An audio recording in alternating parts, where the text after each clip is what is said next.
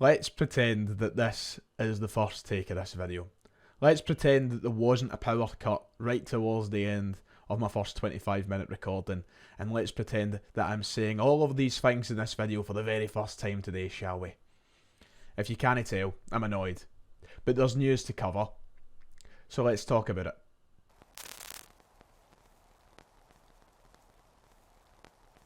If you haven't already, please make sure to hit like and subscribe. It would be much appreciated as we try and get towards 50,000 subs this year. The support at this tail end of the season is massive, so thank you all. And let's get into this, because I'm recording it for the second time, and if I get another power cut, I might cry. So let's try and avoid that, shall we? So we have two massive stories to talk about today, one good and one bad, considering one's about the SFA. So we'll leave that for last, shall we? Let's start with good vibes. Let's talk about a positive sort of story, and it regards Adam Idah and his chances of being a permanent Celtic player next summer.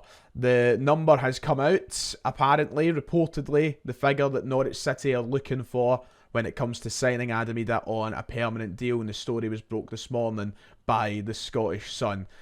Listen, I don't like giving them credit, but they broke the exclusive, so if we're going to talk about it, I sadly need to. Anyway, here was the headline. Celtic loan star Adam Idah's Norwich valuation revealed as Canaries name minimum price for striker. The article goes on to say that Celtic don't have a specific loan to buy clause, as we all know, and that they will need to stump up at least £5 million to land Adam Idah this summer. Sunsport understands that's the minimum price tag Norwich City are set to slap on the on loan Republic of Ireland star. Finally getting my words out. But there you go. A minimum of £5 million. So that's not to say that Celtic are going to be able to land Adam Idah for £5 million this summer. Apparently that's the absolute minimum that Norwich are going to consider when it comes to negotiations. We did hear a rumour about a month ago or so, or maybe longer ago than that, that they wanted £6 million for Adam Idah and for Celtic to sign him permanently. So the number has dropped. It does make you wonder the amount of truth in it, and if there's wiggle room for negotiation as well. But it seems like that's the number that we're going to have to dance around if we want to bring him in on a permanent deal this summer. Now, before I get into my opinions on whether or not we should sign Adam Idah for that amount of money, and whether or not I want to see him sign in general, it seems to have caused a lot of debate online, on social media. I went onto Twitter this morning and people are arguing back and forth whether or not we should spend money on Adam Idah and should make him a permanent signing. But before I get into that, I want to talk about the player himself, what he's done, some other opinion, and then I'll give my general verdict as to whether or not I think we should sign him when it comes to the transfer window opening later on next month. Adam Idah came into Celtic with a hell of a lot of doubters, including myself. There was a lot of people underwhelmed and generally quite irritated by the signing of Adam Idah. He didn't look like the guy that was going to come in and start scoring us goals this season. There was a lot of doubts of whether or not he could do what Kyogo was really struggling to do this season, and that's score goals. It's not been a great season for Kyogo, and people really wanted a statement signing in January, which was just really hard for Celtic to accomplish in that window. We couldn't find that statement signing, and then, coming up towards deadline day, bang, Adam Idah arrives, much to the disappointment of Celtic supporters. But fair play to him, that's all I can say, because he's came in and proved all of those doubters wrong, and really made a name for himself up here, and creating a conversation as to whether or not he should sign permanently. He's played 14 times for Celtic this season, scoring 7 and assisting 2. And you've got to remember, a hell of a lot of those appearances for Celtic have been from the bench. He hasn't started a whole lot of games.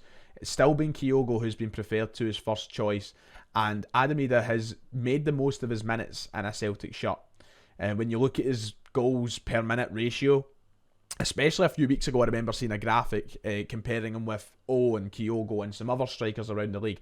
It was really, really impressive. I think it's maybe dipped a little bit because he hasn't been as prolific in recent weeks. But he's still, he's scoring technically every 2 games, 7 goals inside 14.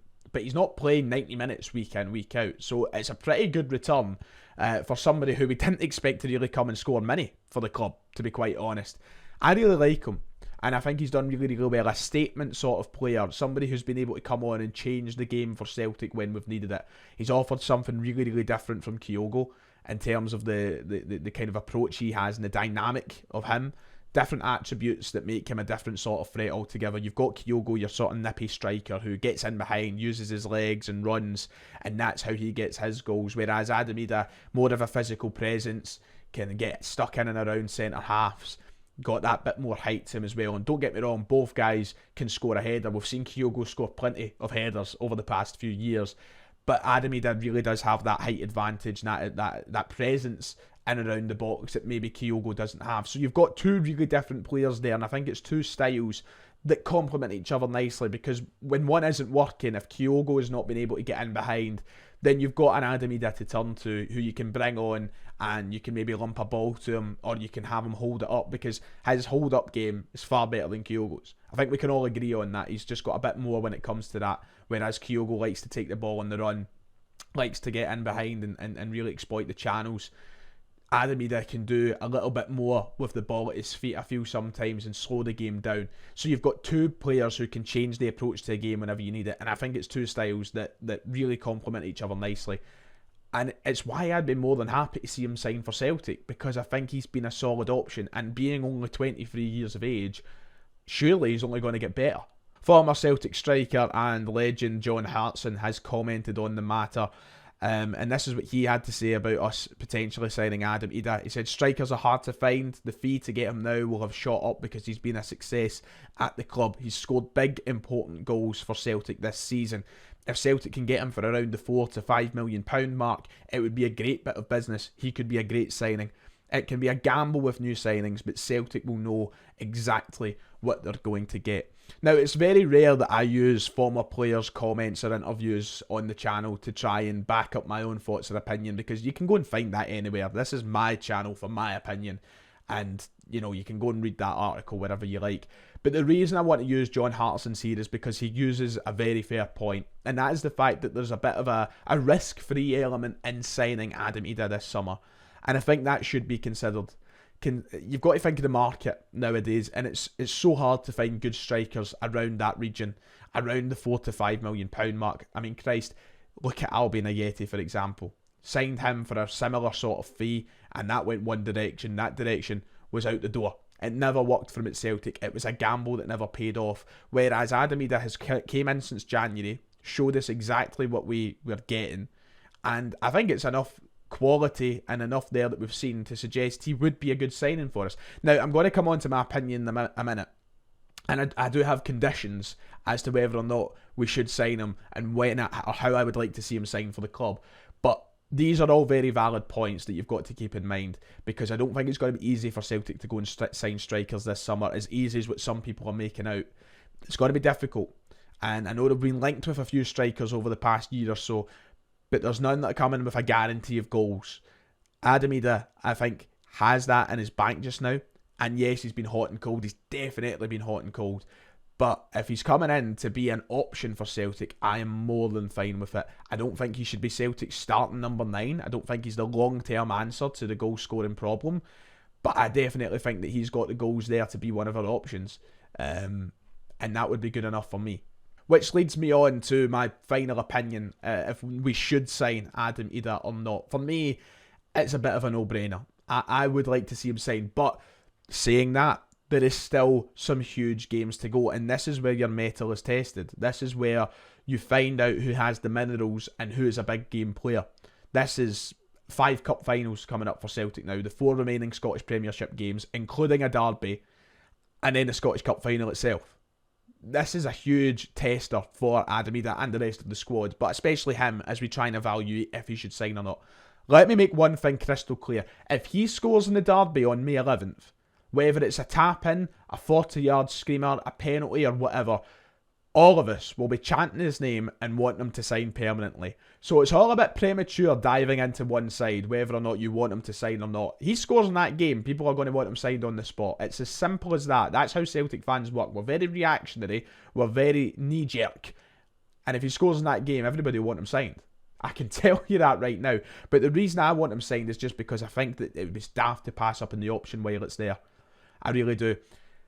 But I do want us to sign somebody else. If he signs, he's not the only striker for me that has to be signed this summer. I would be getting rid of O. And that's my condition. That's my best case scenario. We sell O, we bring in Adam Idah, and we sign a third striker to join Kyogo and Idah in the fold. Whether that's Matthias Wiesgarden, whether that's Bojan Miovski, or whether it's somebody that we've not heard of yet, I think that having 3 strikers to create options, to create headaches, and to offer goals to this club is the best case scenario. There was a point in time where we had Harson, Sutton and Larson. If we could do that, we can do it now with bloody Idah, Kyogo and Miovski. You know what I mean?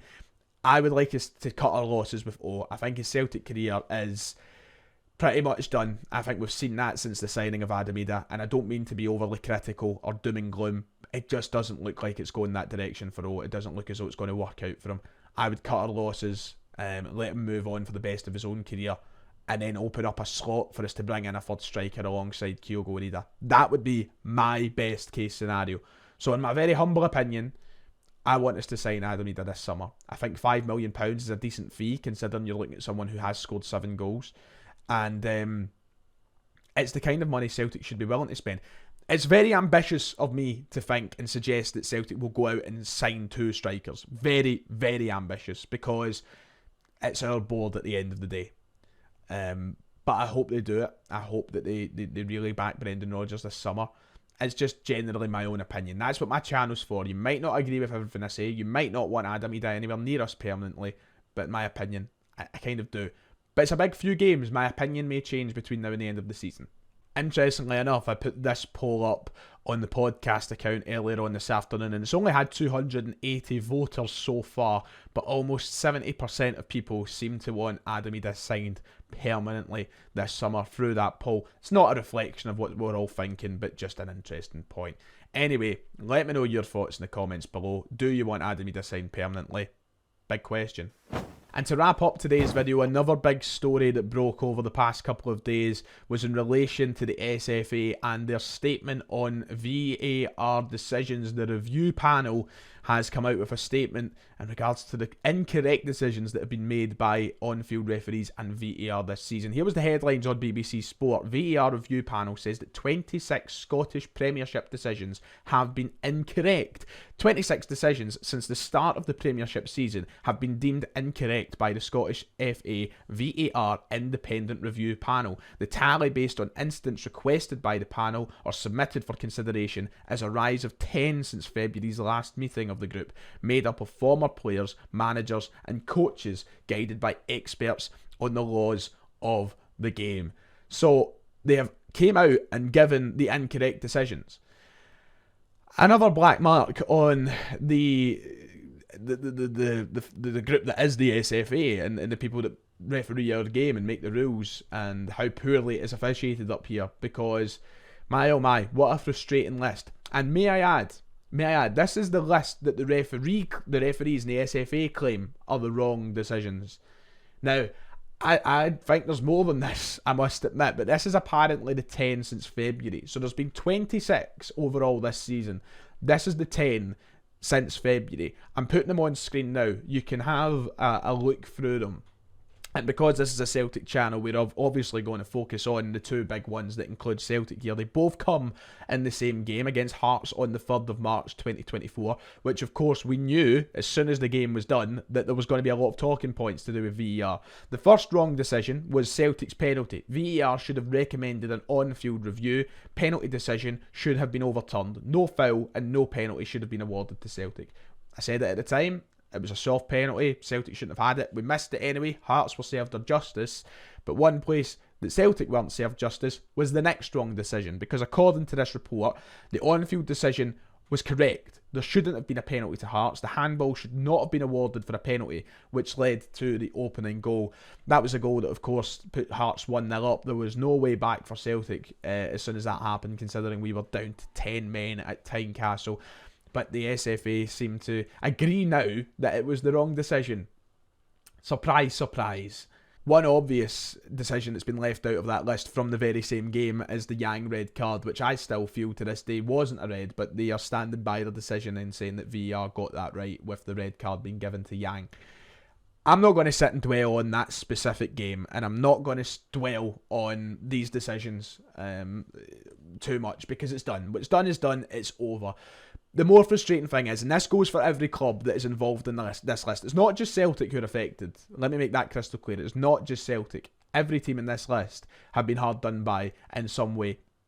But what's more frustrating is the fact that these are damning decisions. These are decisions that can lead to substantial differences come the end of the season. Celtic could have been somewhere else, you know what I mean? And it's happening week in, week out. This is the list that they say are the only wrong decisions. There's been more than that. There's more than that in one single game than there is right here. There was an interesting stat, and I'll put it up on screen. A rate of 90.3 correct decisions made by on-field officials rose to 97.8 thanks to VAR interventions. Or so they say, because there is nothing there to me that suggests we can trust that. Through the entire season and the decisions that have been made, how can I sit there and believe that 97.8% of decisions are right now because of VAR interventions? That's bollocks. Because the on-park displays would suggest to me that it's a cripplingly low amount of decisions that they get correct.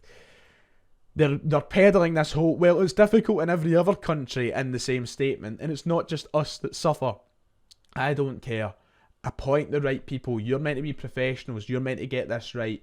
If people are meant to get things right in their jobs day to day, you should be getting things right in your job. The SFA are terrible. The referees are terrible. There needs to be a complete overhaul of what is being done in Scottish football so that these mistakes don't exist. And listen, there's not going to be a perfect world. There's not going to be a league or a country in world football that gets every single decision correct. It's just the nature of the beast. There's always going to be imperfections. But in Scotland, it's shocking. In Scotland, it's consistently bad. There needs to be an overhaul of personnel. There has to be an overhaul of the rules in the system that make everything work with VAR. It's a sham. It's a shambles. And these decisions are a testament to that. These wrong decisions. It's an embarrassment to even have to hit out with statements like this in my example. In this example. In my humble opinion, once more. But we're used to it now up here, aren't we? As I said, I'm not going to dwell on specific games or decisions too much because there is no point. It's all about just focusing on what's ahead. But, aye, useless is what they are. Right then, that does it for today. If you've enjoyed, make sure to hit like and subscribe. Let me know your opinions to everything we've spoke about today in the comments below. It would be much appreciated. Sorry if I've not went in depth about both issues, Adam Idah and the SFA statement, as much as you would have liked. I've recorded this video twice and I just want it done with at this point. We'll probably talk about it in a live stream anyway over the next few days, so don't worry. I'll be right here to talk about it whenever we get the chance. Thanks for watching. I'll see you all next time.